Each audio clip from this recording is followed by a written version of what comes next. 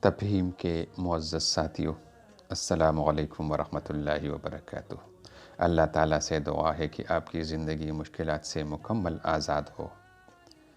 امید ہے آپ سب خیریت سے ہوں گے انشاءاللہ۔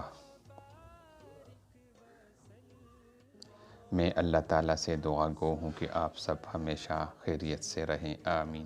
آئیے آج سے قرآن حکیم کی تعلیمات اور آیات سے زندگی کے مشکلات کا ازالہ کریں۔ ناظرین، اگر کسی کو ڈپریشن، ٹینشن یا کوئی بھی گھبراہٹ کا مسئلہ ہو تو آئیے اس کا روحانی علاج بتا دیتے ہیں۔ ان آیات کا ذکر کیجئے۔